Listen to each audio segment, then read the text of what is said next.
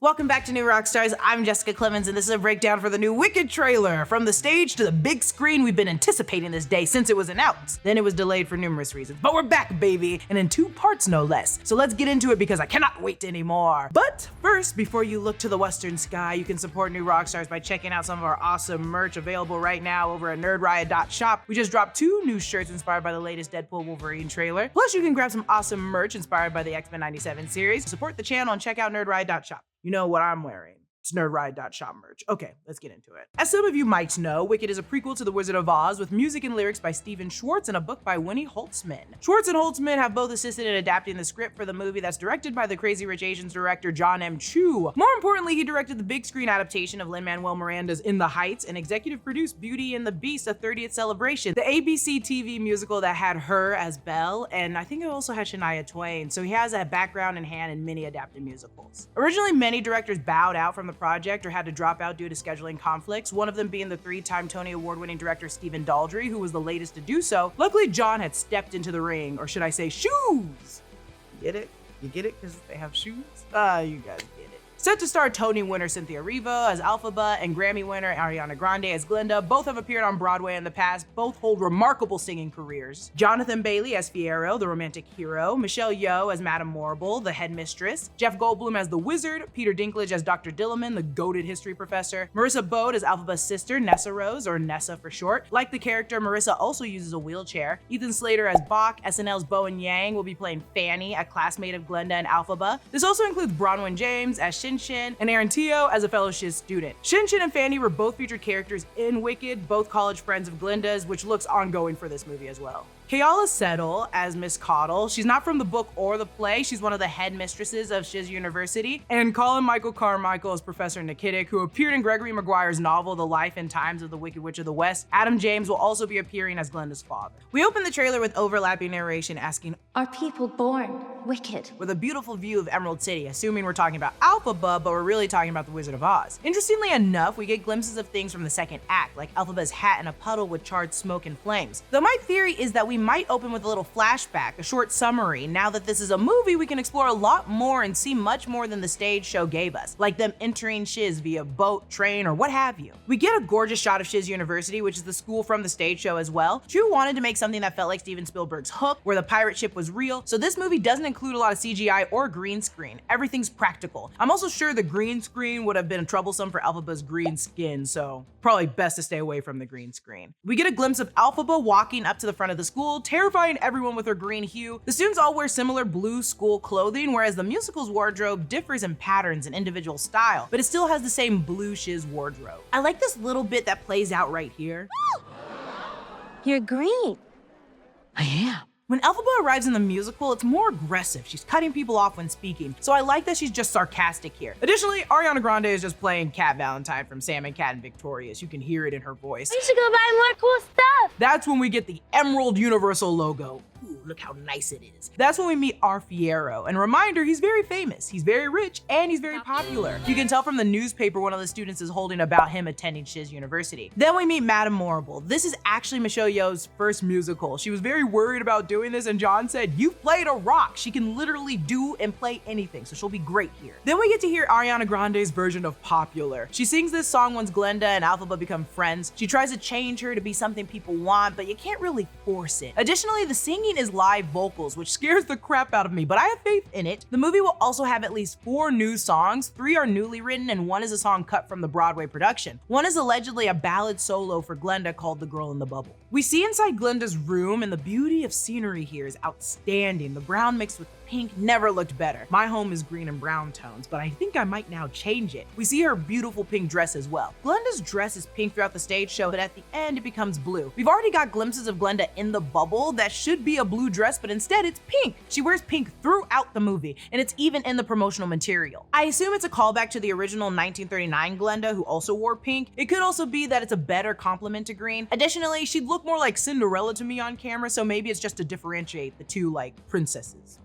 blonde dressed women, you know what I'm talking about. We see them sparring in class, something we didn't see in the musical. Again, now they have hours to show us things we might have never seen, like them doing actual school stuff between like magic and just love. They start fighting over their desk and you can see the fellow students dance in the background. This, I assume, is during What Is This Feeling towards the beginning of the first act, where they both share how much they loathe each other. We want to thank Geology for sponsoring this video, but also to thank them for making sure we look camera ready all day, every day. Geology's products use just a handful of powerful proven ingredients that have been trusted by dermatologists for decades. If you don't know where to start, Geology can create a simple and effective skincare routine just for you. All you gotta do is take a 30-second quiz. Geology can help you fight acne, reduce oiliness, prevent wrinkles, combat dark or puffy under eyes, have smoother, hydrated skin, and target signs of aging. Right now, if you use code NEWROCKSTARS100, Geology will give you 100% off their award-winning skincare trial set. You also get an additional bonus offer of up to 30% off one hair, skin, or body product when you add it to your trial. That's 100% off plus an additional 30% off. Oh, that's a lot of offs. Just click the link in the description or go to geolog.ie/rockstars100 to get started. Elphaba then scares Glinda entering the room, which I think is done in the stage play as well, or she scares like Madame Marble. What I really love about this scene is her wicked laugh. We don't get this until she's slapped by Glinda in the musical, though I really love hearing that little crackle throughout the movie trailer. Maybe it'll just happen throughout the movie. That's when we meet a very goat-like Dr. Dilliman. Actually, it's just a goat. I don't think he'd actually be like a goat in clothing. I thought he'd be more anthropomorphic. I think I'd also like him standing on two legs and just being the anthropomorphic goat that he was from the musical, but this is definitely way more whimsical. It'll also be more alarming later in the movie. We see the little poppies on his desk. We all know what that's a callback to. We see Madame Marble working with Elphaba, which we really didn't see in the musical either. She was just privately tutored by Madame Marble, so now we're getting a glimpse at what that looks like. In the shadows of her sorcery studies book, we see the silhouette of the flying monkey's wings. This isn't the grimoire, I believe, just foreshadowing. I think we see that book here. She's holding her sorcery book in her hand later in a different shot. We see Elphaba in class using the poppies. Again, we know that callback to the original movie. People behind her are falling asleep, just like they did in the original movie. Erik actually noted this, that Fiyero is always leaning or slouching on things in the trailer. Something we'll be seeing him do a lot in the future. Coincidence? I think not.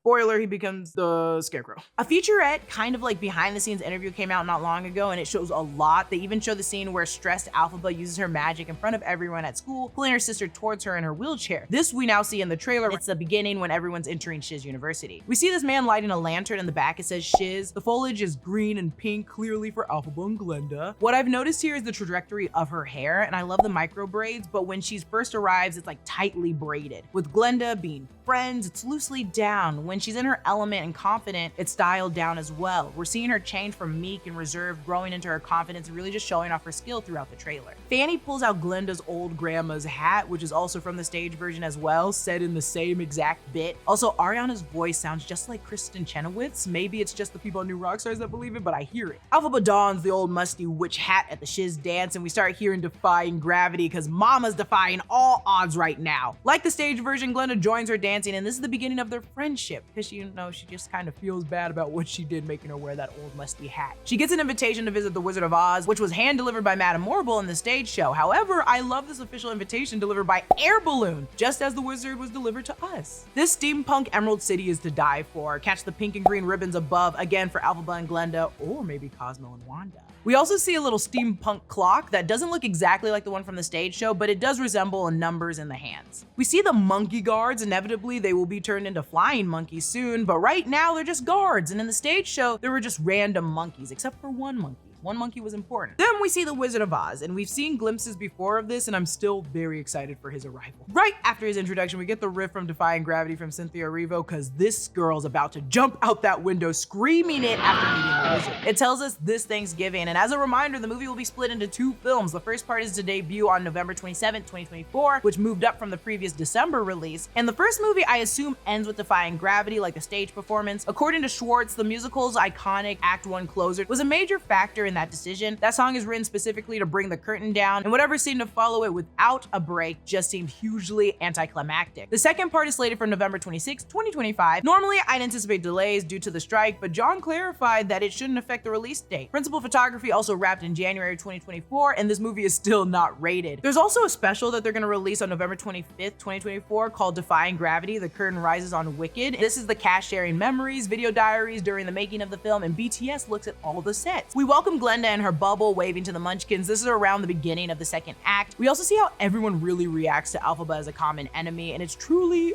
wicked. I mean, they're setting her on fire. Not her, but you know what I mean. It's actually funny they'll have to douse that with water and we get the beginning of the trailer all over again. Where we're at now in the trailer is towards the end of Act 1 as we're about to sing Defying Gravity. The guards rush to Elphaba, who is about to take that broom and cause chaos. They attempt to leave through a hot air balloon, which is new to me. In the musical, I believe Glinda notes it being there, but Elphaba doesn't want to run. This is the wizard's balloon that he arrived on. Madame Morble over the intercom says, "The Wicked Witch," and I love this delivery, but I love the scream that we got in the stage show, like so much more. It was so nice, but I still love Michelle Yeoh's like quiet intimidation. This scene I assume is when they let the lion cub free, and it's followed by a shot of right when Elphaba exits the building. Towards the western sky are the free flying monkeys, and as she pulls the broom, we see the leftover boxes down below. Oscar Diggs is his real name, the wizard's real name, and a box saying Omaha, Nebraska is where the wizard came from. We also see flashbacks of baby Elphaba and children mocking her, which is something we also didn't really get to see in the stage version, and I love this. She says, "I'm not afraid.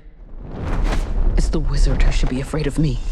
and I said, ooh, this movie is serving, and I'm sorry, y'all got this girl saying all the best lines. Then she hits that damn riff again. Let me know what you think of the Wicked trailer down below. Follow me at Lulu_Clemons. Subscribe to all 3 channels in the new Rockstars network for breakdowns and news coverage of everything you love. Thanks for watching. Bye.